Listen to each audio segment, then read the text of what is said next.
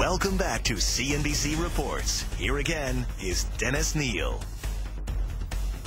Rev up that outrage machine again. Press reports say Goldman Sachs is on pace to pay record-high bonuses this year. I'm sure Congress is setting up public hearing on this travesty as we speak. But I got to tell you, I have had it with a pious overreaction every time anyone on Wall Street tries to get rich. Let's smack it around. Peter Flaherty is with the National Legal and Policy Center, and tonight he plays the role of bonus basher. Bill Leone is with Fager and Benson, and we'll take the other side of this trade. Bonuses aren't evil. Peter, start us off. Well, I would say that Goldman Sachs is its own worst enemy. Now, they've denied this report today that they're going to pay these record-level bonuses, but just the fact that we've had this reaction, I think, should be a cautionary note to the management of that company.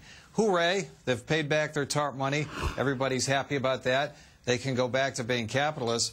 But I worry that this bonus issue obscures a bigger issue, and that's the fact that Goldman, when it comes to being compensated, wants to be capitalist, but when it comes to taking risks, they want to be socialist. The government has stepped in and saved this company at least twice from extinction. First of all, Bill, I'm not even sure that Goldman wanted the money that the government forced on it. And second of all, you know, the TARP's been paid back. It's nobody's business now except Goldman's own shareholders.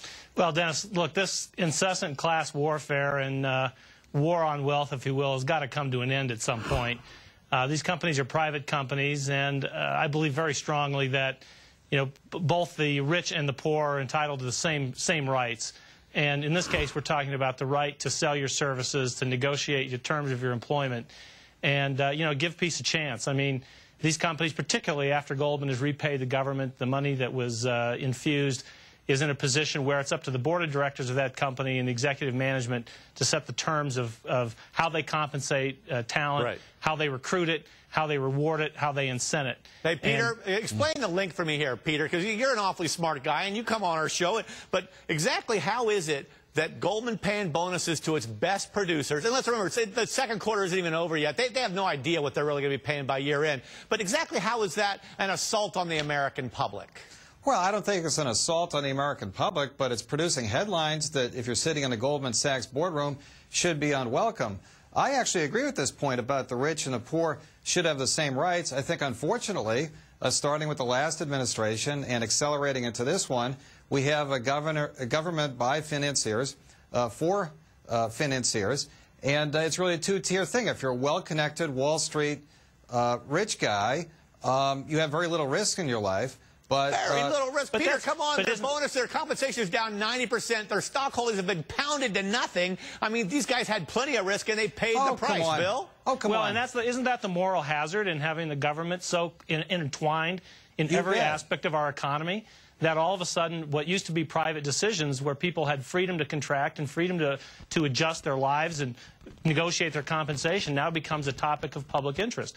That is the moral hazard of this. Well, that is correct, but Goldman in particular can't have it both ways. Look, there were many reasons that McCain lost the election, but I think the most compelling one was that the Republicans were seen as being too close to Wall Street. It was the handiwork of Hank Paulson. And it's not just 20/20 hindsight on my part. I actually opposed Paulson's nomination, while other capitalists around here were silent. And I think the Obama administration is undergoing the same risk now. Timothy Geithner, a Wall Street guy, hires a guy named Mark Patterson, who is Goldman's lobbyist. Right. And so it should really be called Government Sachs instead of Goldman Sachs. You know what? How dare you, sir? How dare you? I'm telling you, Goldman Sachs is one of the best banks in the world, and I hope they get as rich as possible. 25% of the tax revenue, I think it is, in New York City comes from Wall Street bonuses. And in New York, we need those bonuses. They're so good. We'd be out of business if we had a completely free market. They'd be extinct. I got to go. And I hope no one comes after your bonus, sir. Thanks I don't very get much. one. All right. Non-profit. Thank you, Peter and Bill.